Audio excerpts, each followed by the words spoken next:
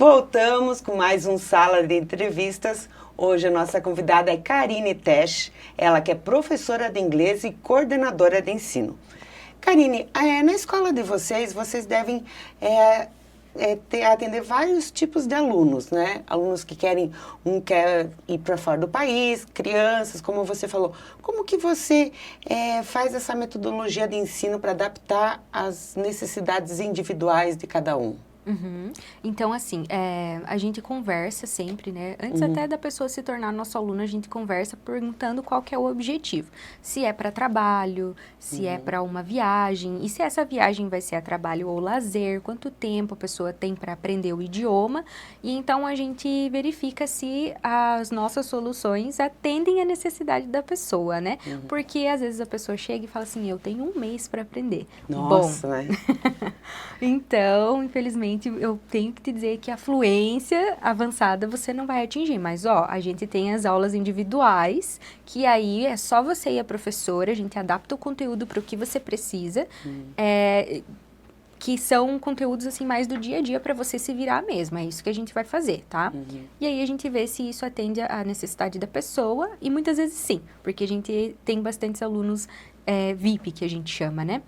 E se a pessoa tem um tempo mais estendido, o projeto dela de ir para fora do país ou do trabalho tem um pouco mais aí de espaço para ela poder se dedicar, aí a gente recomenda as aulas em turma, até porque tem mais interação por conta dos outros colegas e acaba contribuindo também ali para o aprendizado da pessoa. E como que você avalia o progresso dessa pessoa no ensino? O progresso a gente pode mensurar no dia a dia mesmo, durante as aulas. Porque como as aulas têm muita interação... Conversação, que nem você falou, né? Fica mais difícil por prova escrita, né? Exatamente. A gente tem as provas escritas, mas elas não são o nosso único método de mensurar o aprendizado do aluno. Elas vêm porque a gente precisa ali de uma nota que deixa a coisa mais concreta, ou um né? documento também, né, para você. Exatamente. Mas o progresso do aluno é medido durante as aulas, porque como as aulas são muito interativas, o tempo todo a gente está exercitando o listening, que é a escuta, a gente está exercitando a fala, então eu consigo verificar se o aluno está compreendendo o que eu estou falando, mas mais do que compreender, se ele está sabendo usar aquela estrutura gramatical, então é assim que eu vou verificando se o aluno está evoluindo. E normalmente sim, de aula em aula, né, eu tenho ali os feedbacks dos alunos, principalmente dos adultos, né, que são mais atentos a essas questões. Eles falam, nossa, teacher, eu consigo ver que em comparação à primeira aula, agora essa terceira aula aqui, eu já tô com muito menos dificuldade de entender quando você fala 100% inglês com a gente. Porque as nossas aulas também são 100% em inglês. 100% inglês? E aí, para ajudar o aluno a entender, sendo 100% inglês, a gente usa os recursos visuais na TV. Eu ia te perguntar, que tipo de ferramenta que vocês usam lá? A gente usa os recursos visuais na TV, né? Que são as imagens, as ilustrações, a gente faz mímica, caretas, vira pirueta dentro da sala de aula para ajudar os alunos, desenha no quadro, faz um exemplo com o colega que a gente viu que compreendeu para ajudar o outro que está com um pouco mais de dificuldade. A gente dá o nosso jeito ali para ajudar o aluno a compreender. Porque não faz tanto sentido a gente ensinar o inglês com o português. A gente quer diminuir ao máximo essa interferência que a gente chama. E o que você acha da tecnologia no ensino de inglês? Como que você integra a tecnologia assim nas suas aulas? Assim? Eu acho que a tecnologia é imprescindível porque nós somos uma geração digital. Sim. Mesmo os adultos que são mais velhos estão inseridos no mundo digital. A gente usa a tecnologia para tudo, seja uma tecnologia de ponta ou uma tecnologia mais simples, no nosso celular, por exemplo, que a gente já está muito habituado. E nas nossas aulas a gente utiliza muito a TV, então tem muitos recursos, muita ilustração lá na TV. Nós temos uma TV com tela interativa, então fora do material que a gente utiliza ali da franquia, a gente tenta trazer atividades extras em outros sites, principalmente com as crianças, para revisar o conteúdo. Então são exercícios que elas precisam ligar palavras ou conectar imagens, fazer jogo da memória com o touchscreen ali da TV mesmo, né? É um celular gigante, né? Que as crianças amam. E também a gente pode pensar nas atividades mais simples com a tecnologia, né? Que são as músicas, exercícios, por exemplo, que a gente pode pegar um trecho de filme, de série, passar com a legenda em inglês, mas ocultar algumas palavras para os alunos irem afinando o listening. Eles vão assistindo, ouvindo, mas aquela palavra oculta eles precisam identificar. Então, a tecnologia é uma aliada nesse sentido também. E, claro, a gente pode falar das IAs hoje, né? Das inteligências artificiais, que elas estão aí para ajudar a gente, né? Auxiliar fora aí da sala de aula.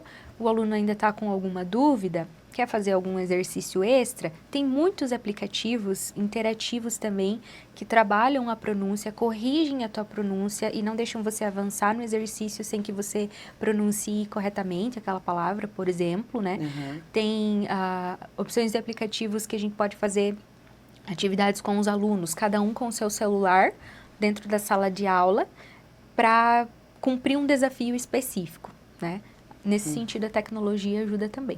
E vocês têm parceria com alguma escola de inglês, alguma escola fora do país, assim? Tanto vocês aprendendo inglês, eles português, algo assim, não? Nós temos o CCLS, que é o CCAA lá nos Estados Unidos. Tem unidades em Orlando e em Miami e Nova York, se eu não me engano. Ele é o CCAA, exatamente a mesma metodologia, só que lá nos Estados Unidos. Então, os nossos alunos aqui do Brasil, quem tem interesse pode se inscrever nesses programas de intercâmbio e passar uma temporada lá. Aí eles vão estudar o inglês com a mesma metodologia aqui do Brasil, só que com professores nativos. E lá nos Estados Unidos funciona da mesma forma para quem é nativo. Para quem é nativo norte-americano ou pessoas ali do México, por exemplo, que falam espanhol. Essas pessoas podem estudar lá no CCLS e ter aulas de inglês, português, com a metodologia daqui. Mas aqui no Brasil, aqui na cidade, vocês só ensinam inglês ou ensinam espanhol também? Inglês e espanhol. Inglês e espanhol. Sim. E daí fazem essa integração entre os alunos também na rede, né? Sim. Karine, e você percebe que as pessoas estão procurando mais as aulas de inglês ou de espanhol atualmente por causa da tecnologia ou até para dar um up na carreira? Ou você acha que continua igual? Como que tá? Eu vejo que as pessoas têm procurado mais o inglês porque é o principal idioma utilizado na maioria dos países, né? E muitas pessoas procuram o inglês porque vão começar um mestrado, um doutorado, e aí as instituições exigem que se fale uma segunda ou terceira língua, né? E também nos casos do mundo corporativo, as pessoas estão procurando bastante o inglês porque as empresas aqui da região, principalmente, elas estão num processo de internacionalização, né? Então, muitas empresas que eram locais estão sendo compradas por empresas internacionais e aí a equipe precisa interagir com o pessoal que está lá nos Estados Unidos ou está lá na Nova Zelândia e os colaboradores, então, precisam aprender a falar o inglês, o espanhol. Tem muita procura, assim, nesse sentido. E você acha que para um adulto é difícil você aprender inglês ou para criança é mais fácil? Ou você acha que não tem essa distinção? Tem distinção. Tem? Por quê? Porque quando a gente é criança, a gente tem algo a mais do adulto que a gente chama de plasticidade neural, que é a nossa capacidade de internalizar e adaptar os novos conhecimentos aqui no nosso cérebro, né? O adulto já está com a língua materna bem solidificada ali no cérebro, então é como se ele tivesse que abrir novos espaços ali no cérebro para poder caber um novo idioma. E aí o que acontece muito é que os adultos querem trazer para o inglês a mesma estrutura gramatical do português, mas sem querer, justamente porque a língua materna está bem internalizada ali, né? Então, não que seja impossível, mas vai ter mais trabalho para o adulto aprender. Tem gente que tem mais facilidade, né? Adultos têm mais facilidade do que outros adultos, mas em relação às crianças têm mais facilidade sim. E a gente também percebe bastante os sotaques regionais, né? Que também impede um pouco de você poder falar o inglês melhor, né? Assim, a gente diz no termo da linguística que não importa se o teu inglês soou exatamente como o do nativo ou não. Se você se fez entender, você cumpriu com o teu objetivo comunicativo, que é se fazer entender e interagir com a outra pessoa. Então, o que acontece, por exemplo, em relação às crianças, é por conta dessa plasticidade neural, elas também conseguem internalizar melhor os fonemas. Então, a pronúncia delas vai ficar muito parecida com a dos nativos em inglês, dos nativos que já falam ali o inglês como língua materna. E os adultos, por terem já a língua materna, no nosso caso o português, bem solidificada no cérebro, tem essa dificuldade ali de reproduzir alguns fonemas, algumas pronúncias. E aí a gente percebe, então, o sotaque. Mas não tem problema, porque se a gente se amarrar a isso, porque o meu sotaque não é parecido com o do nativo. O R... Não tem problema nenhum, até porque a gente trabalha ali na escola com a pronúncia norte-americana. Eu ia te falar, porque tem diferença, né? O britânico com o americano, né? O inglês, né? Sim, tem bastante diferença. A gente trabalha com o norte-americano, que é o mais fácil de assimilar em comparação com o britânico, que é uma pronúncia mais fechada, né? Mas a gente precisa pensar que esses não são os únicos sotaques. A gente tem os sotaques indianos, a gente tem da New Zealand, da Nova Zelândia, né? E outros sotaques. E tá tudo bem, se você se fez entender e a outra pessoa conseguiu interagir com você, tá ótimo.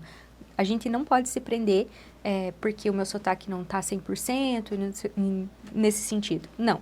Você tá conseguindo se comunicar, tá maravilhoso. Só eu vou fazer um adendo aqui. O meu irmão morou na Austrália durante 11 anos, nos Estados Unidos também. Ele morou em vários países, né? E quando ele voltou, ele virou intérprete dentro de uma empresa. E ele só fazia a negociação, só traduzia o que o negociador, a negociação, né? Ele acabou entrando na empresa, virou gerente de contas, ele entrou num cargo alto, só por causa do inglês. Às vezes ele nem tinha experiência técnica. Não, ele aprendeu a negociação ouvindo, traduzindo e chegou a ficar no cargo mais alto da empresa por causa do inglês. Olha aí. Karine, e que conselho que você daria hoje para uma pessoa assim que quer aprender inglês e talvez ache, eu já estou um pouco mais velho, não vou conseguir, muito difícil. Que conselho você daria? É difícil? É fácil? Não é fácil nem difícil. Você tem que ter comprometimento. Então, a velocidade que você vai aprender o inglês, quanto você vai aprender, vai depender da tua dedicação. Se você tem tempo para arranjar a tua agenda, porque a gente sabe que se a gente não quiser, a gente não tem tempo para nada, né? Então, o principal conselho que eu dou hoje é: não espere você perder as oportunidades para você correr atrás do inglês. Porque nós temos amigos muito próximos que perderam oportunidades grandes de empresas internacionais só porque não tinham o inglês.